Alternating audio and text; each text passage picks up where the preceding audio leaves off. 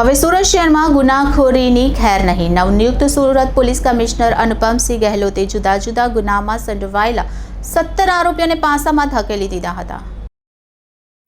નવા police commissioner Anupamsinh ગહેલોતે charge લેતાની સાથે જ શહેર પોલીસ એક્શનમાં આવી ગઈ હતી અને વ્યાજખોરી, બળાત્કાર અને બીજા ગંભીર ગુનામાં સંડોવાયેલા રીઠા 17 જેટલા આરોપીઓને એક સાથે પાસાની કાર્યવાહી કરીને અલગ અલગ જેલમાં મોકલી આપ્યા હતા।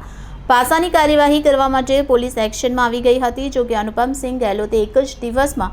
રીઠા ગુનેગારોની પાસાની 17 ફાઇલ પર સહીની મહોર મારી દેતા વ્યાજખોરો અને વાહન ચોરી અને બળાત્કાર જેવા ગંભીર ગુનામાં સંડોવાયેલા ગુનેગારોને અલગ અલગ જેલોમાં પાસા હેઠળ ધકેલી દેવામાં આવ્યા હતા। આવનાર ચૂંટણીને ધ્યાને રાખી અને સુરત સિટીમાં કાયદો અને વ્યવસ્થા સરસ રીતે જાળવી રહે તે માટે છેલ્લા અમુક સમયમાં જેટલા બી ગુનેગારો હતા, જો બુટલેગિંગ સાથે સંકળાયેલા હતા, મારામારીના બનાવોમાં સંકળાયેલા હતા, પ્રોપર્ટી ઓફેન્સીસમાં સંકળાયેલા હતા અને સાથોસાથ જાતિ સતામણી જैसे પોસ્કો એક્ટ વગેરેમાં આ પ્રકારના ગુનાઓમાં આ લોકો સામેલ હતા। તો એવા કુલ 17 જેટલા ગુનેગારો ઉપર જો પાસાના કાર્યવાહી કરવામાં આવી છે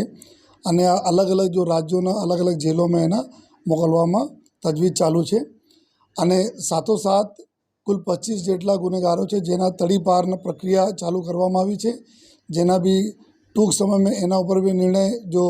લાગતા વળગતા જો એસીપીસ એના તડીપાર ચલાવી રહ્યા છે એના ઉપર બી કાર્યવાહી થશે। અને આવનાર સમયમાં જો અમારી લિસ્ટ અમે લોકો એક તૈયાર કરી છે કે જેટલા બી ગુનેગારો છે, જેટલા લોકો જો એ શહેરના શાંતિ અને વ્યવસ્થાના ખોરવે છે, જેટલા જો જાહેરમાં ગુનાઓ કરતા રહે છે, જો આ તમામ લોકો ઉપર જો પોલીસનો વાચ છે અને તમામ લોકો પર જો આવનાર દિવસોમાં બી સખત કાર્યવાહી અમે લોકો કરીશું।